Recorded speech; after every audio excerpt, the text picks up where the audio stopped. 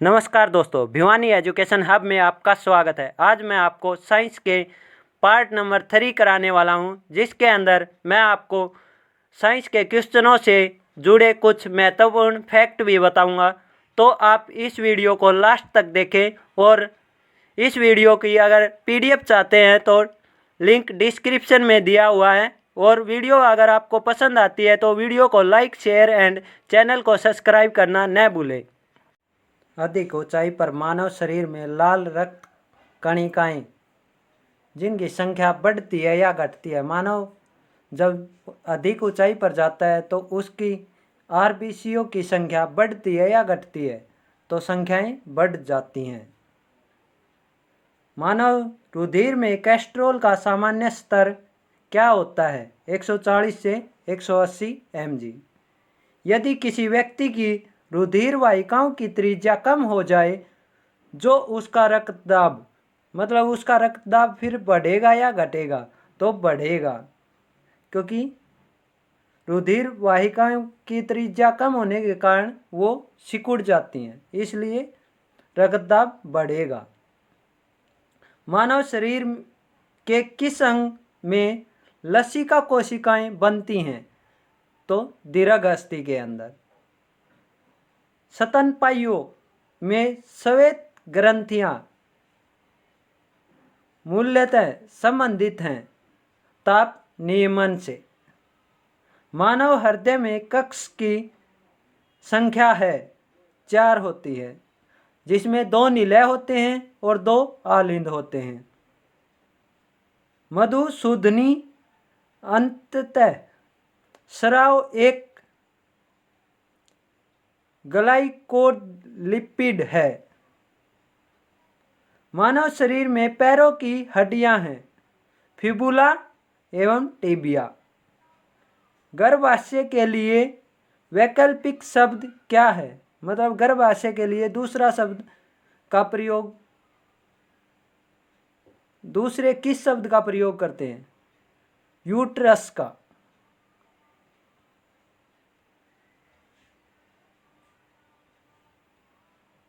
Haemoglobin की अधिकतम बंधुता होती है ऑक्सीजन के लिए।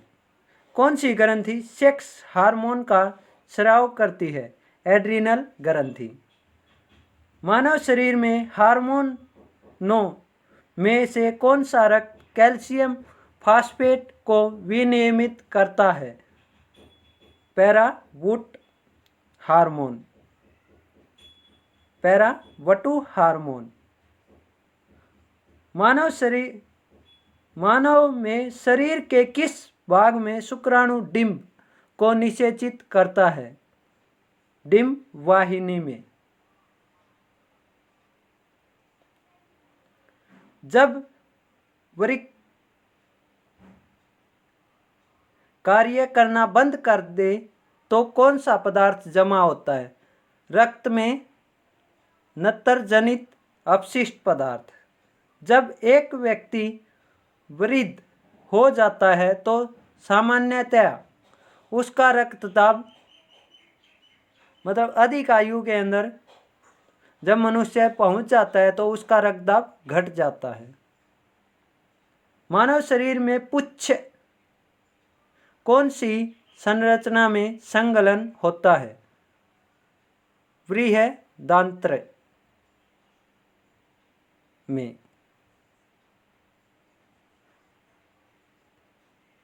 किस प्रक्रिया द्वारा ऑक्सीजन श्वसन के दौरान रुधिर में प्रवेश करती है और फिर उसे छोड़ देती है? तो प्रसारण विधि द्वारा। कौन सा एक अंग वसा का भंजन कर कोलेस्ट्रॉल उत्पन्न करता है? यकृत। सेरेब्रम किससे संबंधित है? तो मस्तिष्क से। मनुष्य के मस्तिष्क का सबसे बड़ा भाग कौन सा होता है?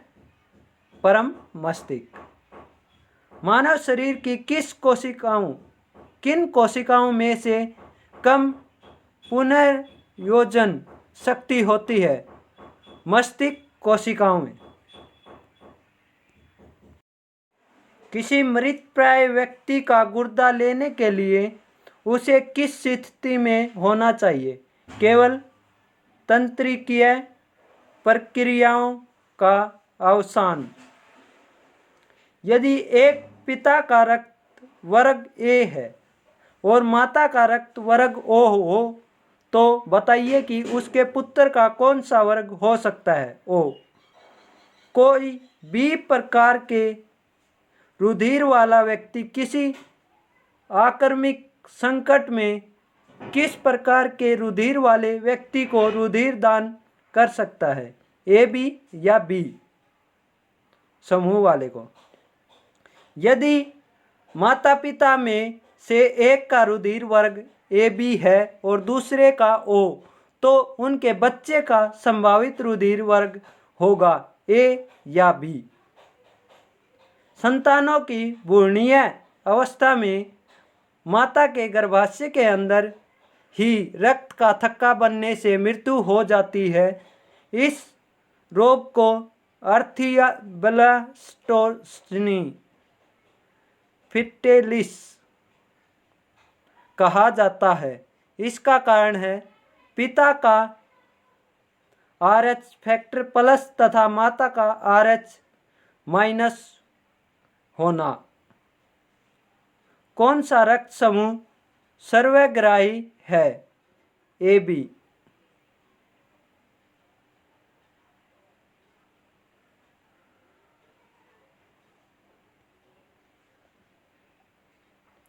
ए बी रक्त वर्ग वाले व्यक्ति को सार्वत्रिक ग्राही कहा जाता है क्योंकि उसके रक्त में प्रतिपिंड का अभाव होता है। सार्वत्रिक ग्राही कौन सी रुधिर वर्ग का होता है? ए बी का। कौन सा रक्त वर्ग सार्वत्रिक दाता होता है? ओ। यदि किसी पुरुष का रक्त वर्ग ए बी हो या महिला का रक्त वर्ग बी हो तो उसकी संतानों में कौन सा रक्त वर्ग उपस्थित नहीं हो सकता? ओ।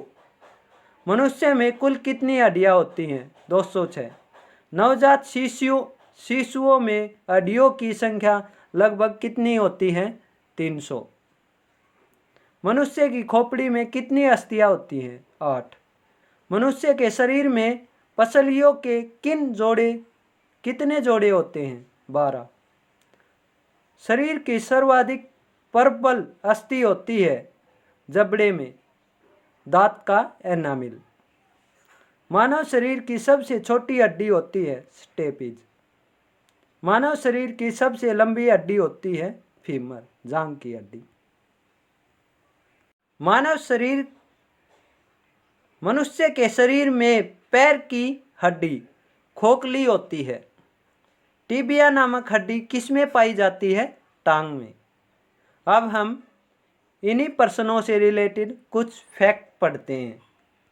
आइए। जंतु जगत में परिसंचरण तंत्र 2 प्रकार का होता है। Open circulation system.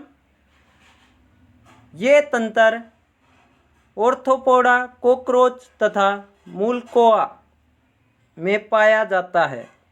इसमें हृदय द्वारा रक्त को रक्त वाहिकाओं में पंप किया जाता है जो कि रिक्त स्थानों में खुलती हैं। Close circulation system. ये तंत्र एनेलिडा, अर्थवॉर्म मतलब केचुआ तथा केपेरुकी में पाया जाता है, जिसमें हृदय से एक रक्त प्रवाह एक दूसरे से जुड़ी रक्तवाहिनियों के जाल में होता है।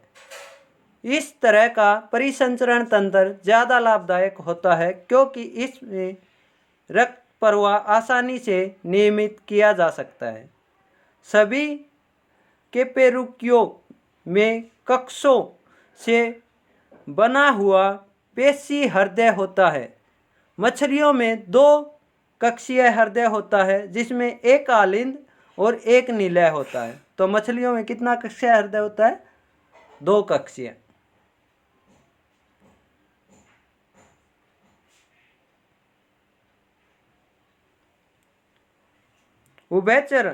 उभयचरों सिर्फ सरीसृपों मगरमच्छ को छोड़कर हृदय 3 कक्षीय कक्षों का होता है, जिसमें 2 आलिंद और 1 निलय होता है। मगरमच्छ पक्षियों तथा स्तनधारियों का हृदय 4 कक्षीय होता है, जिसमें 2 आलिंद होते हैं, 2 निलय होते हैं।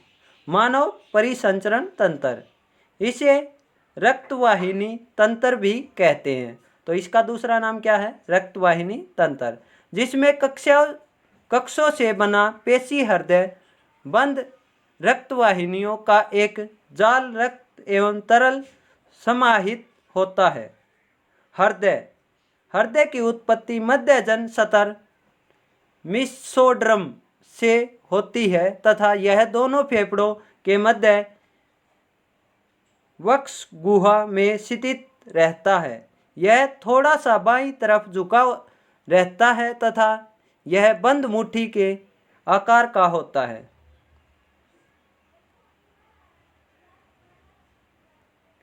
यह एक दोहरी भित्ति से के झिल्ली के हृदय आवरणी थैली सुरक्षित होती है, जिसमें हृदय आवरणी द्रव्य पाया जाता है। मानव हृदय में 4 कक्ष होते हैं। तो मानव हृदय में कितने कक्ष होते हैं? 4, जिसमें 2 अपेक्षाकृत छोटे तथा ऊपर की ओर पाए जाते हैं, जिन्हें आलिंद कहते हैं, तथा 2 कक्ष अपेक्षाकृत बड़े होते हैं, जिन्हें निलय कहते हैं। एक पतली पेशी भित्ति जिसे अंतर आलिंद पट कहते हैं, दाएं एवं बाएं आलिंद को अलग करती है, जबकि एक मोटी भित्ति जिसे अंतर निलय पट कहते हैं, जो बाएं एवं दाएं निलय को अलग करती है। तो बाएं और दाएं निलय को अलग कौन करती है? मोटी भित्ति।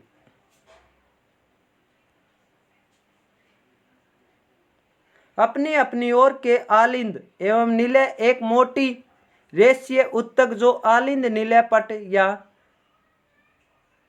आलिंद निलय पट द्वारा पृथक रहते हैं। हालांकि इन पटों में एक एक छिद्र होता है जो एक ओर से के दोनों कक्षों को जोड़ता है।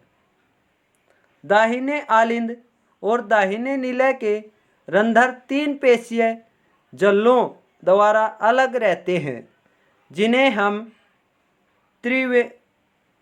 त्रिवलनी पट तथा बाएं आलिंद और बाएं निलय के रंध्र पर पाए जाने वाले 2 पेशीय जल्लों को द्विवलनी पट कहा जाता है। तो ये है हृदय का चित्र। इसमें यहाँ ये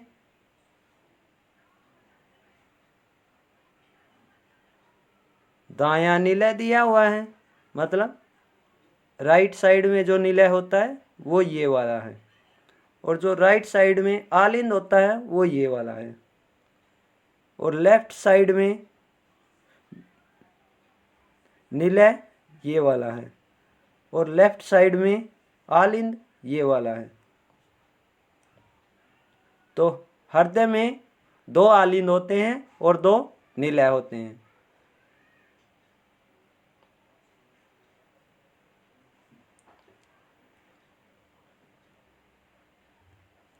नीलों की भित्ति आलिंदों की भित्ति से बहुत मोटी होती है।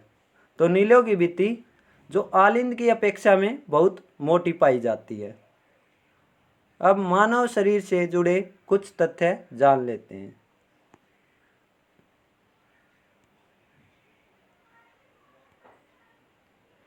यहाँ पे 8 हड्डी होती हैं, इसे कपाल कहा जाता है,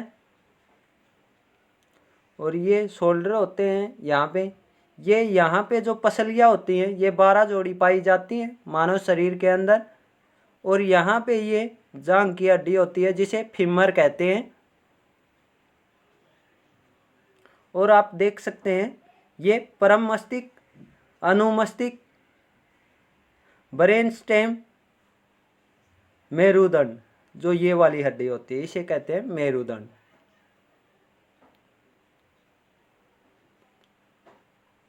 तंत्रिका कोशिकाओं के बारे में भी इस चित्र के अंदर बताया गया है, जैसा आप देख पा रहे हैं।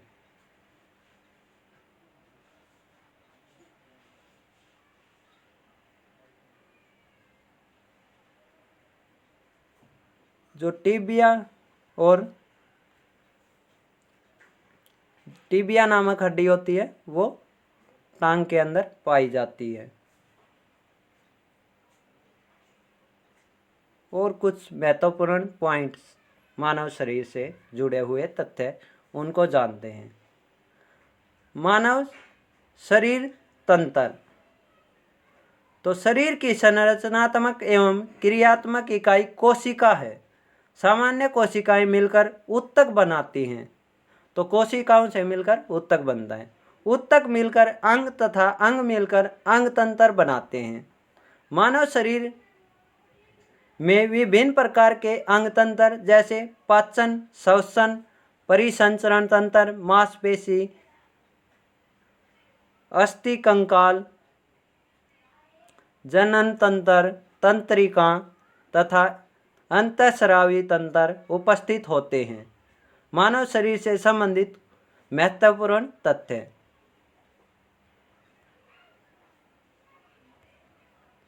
अस्थियों की कुल संख्या कितनी होती है मानव शरीर के अंदर? 206। सबसे छोटी अस्थि कौन सी होती है? मतलब सबसे छोटी हड्डी स्टेपिज, कान की हड्डी। सबसे लंबी अस्थि कौन सी होती है? फीमर, जांघ की हड्डी। केशेरुकाओं की कुल संख्या कितनी होती है? 33।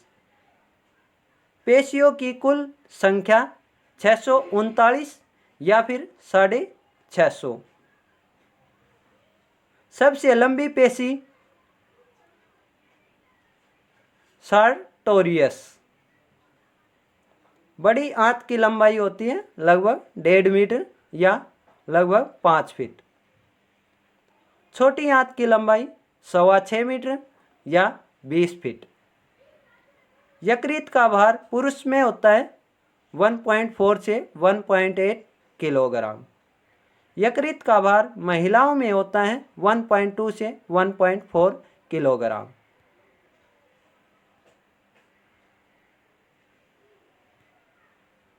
सबसे बड़ी ग्रंथि यकृत होती है। सर्वाधिक पुनरुद्भवन की क्षमता यकृत में। सबसे कम पुनरुद्भवन की क्षमता मस्तिष्क में। शरीर का सबसे कठोर भाग दांत का एनामिल। सबसे लंबी लार ग्रंथि पैरोटिड ग्रंथि। शरीर का सामान्य तापमान 98.4 फ़ारेनहाइट या 37 डिग्री सेल्सियस या फिर 273 केल्विन। शरीर में रुधिर की मात्रा 5.5 लीटर। हीमोग्लोबिन की औसत मात्रा पुरुषों में होती है 13 से 16 ग्राम। हीमोग्लोबिन की औसत मात्रा महिलाओं में होती है 11.5 से 14 ग्राम तक। श्वेत रुधिर कोशिकाओं की संख्या WBC की संख्या कितनी होती है? 5000 से 10,000 CUMM।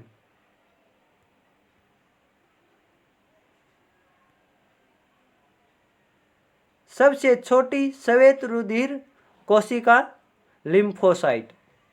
सबसे बड़ी श्वेत रुधिर कोशिका मोनोसाइट।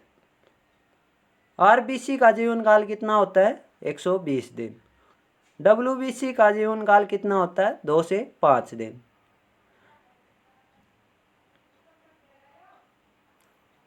यहाँ तक वीडियो को देखने के लिए आपका धन्यवाद।